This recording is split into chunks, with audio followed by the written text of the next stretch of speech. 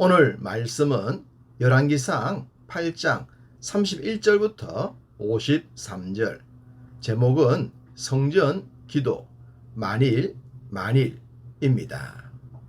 솔로몬은 성전 완공 후에 성전을 중심으로 기도할 때에 하나님께서 응답해 주시기를 구했습니다.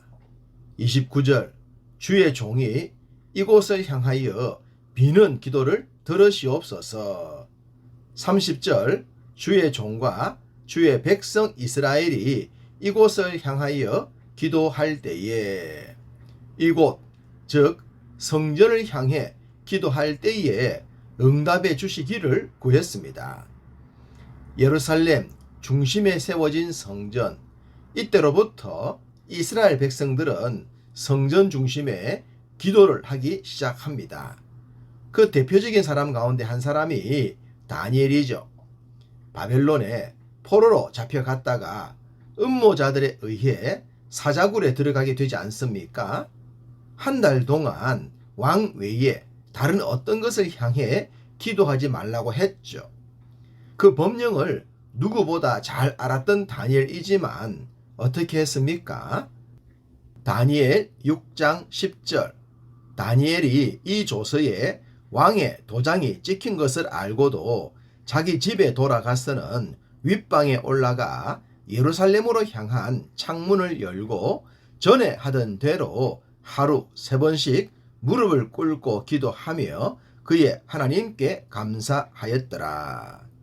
사자굴에 들어가게 될 줄을 알면서도 예루살렘을 향해 기도했다고 했습니다.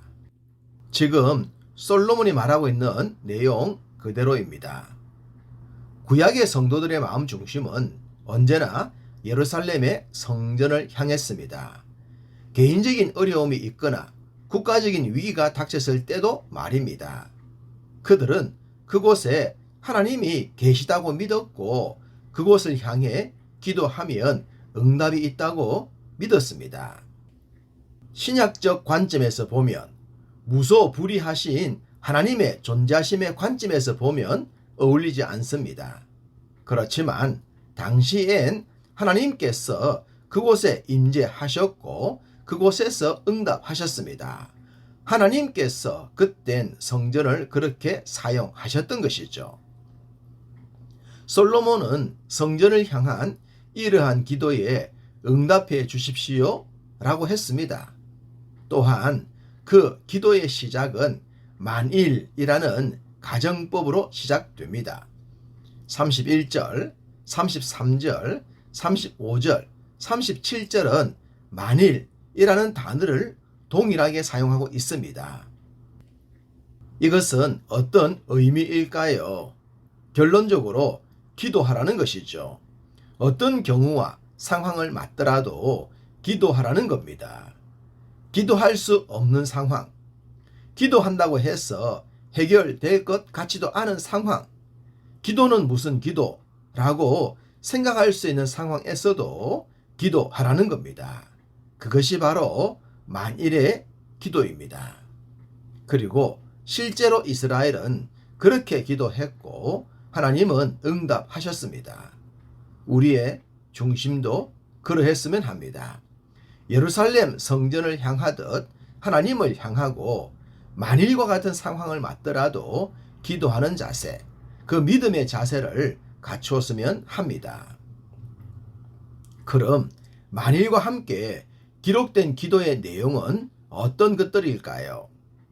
31절, 이웃에게 범죄함으로 맹세시킴을 받았을 때의 기도에 응답해 주시라고 했습니다.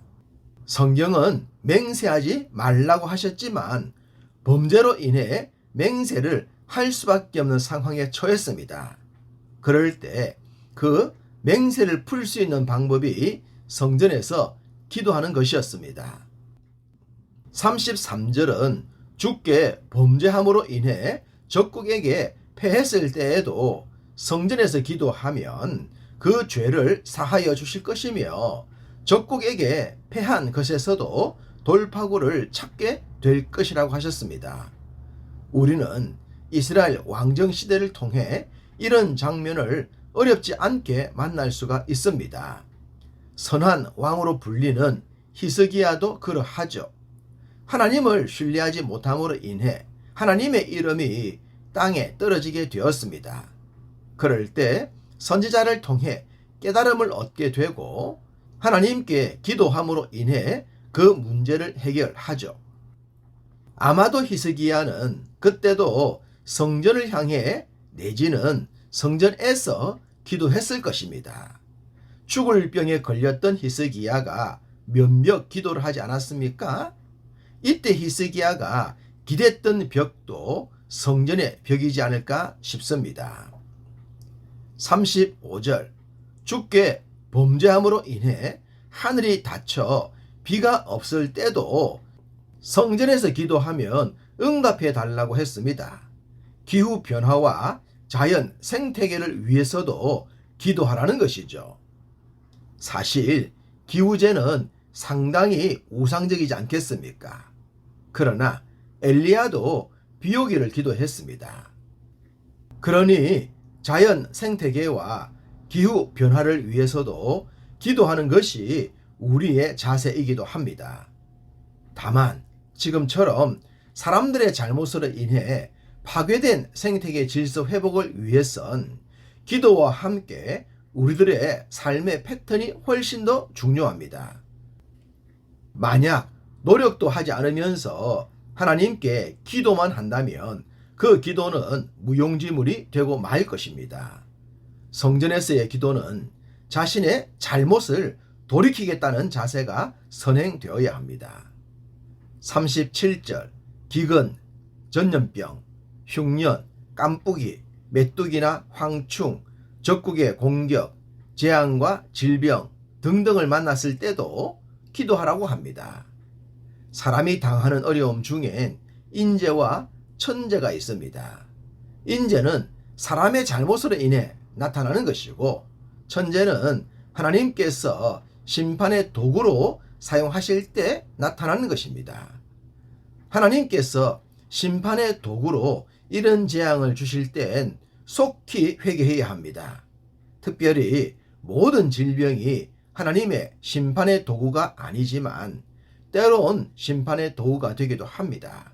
그럴 때 기도가 선행되어야 합니다. 인생에 닥치는 그 어떤 재앙도 동일합니다.